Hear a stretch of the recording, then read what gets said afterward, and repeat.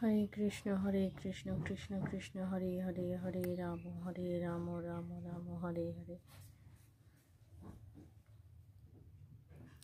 আজ গোপুকে ভোগ দিয়েছি, তো ভাত, আলু ভাজা, বড়া ভাজা, বেগুনি তরকারি, আলু পোস্ত, ডাল, যে তুলসী পাতা ডুবে গেছে, চাটনি আর জল। এই যে গোপুসোনার ভোগ। জলে একটা তুলসী পাতা দিয়েছি, চাটনিতে একটা তুলসী পাতা, ডালে তুলসী পাতা, তুলসী পাতা।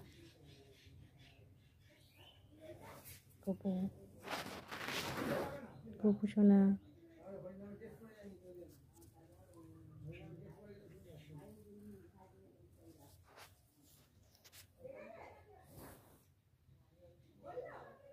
গোপু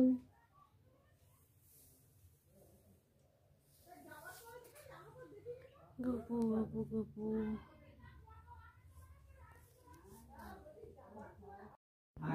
পূর্ণিয়াতে কিছু আর সব ওই যা কুটুম চলে সোনাবাড়িতে বাড়িটা সব ফুল তাহলে হ্যাঁ সানবাড়িতে দিবার সানতে বাড়িটা দেখলাম এসেছে ফুল বাবা এত ও হ্যাঁ আমাদের বাড়িটা আছে ওই সব কুটুম হয় কোথায় ওদের সুখে শান্তি সবাই কেউ নেই।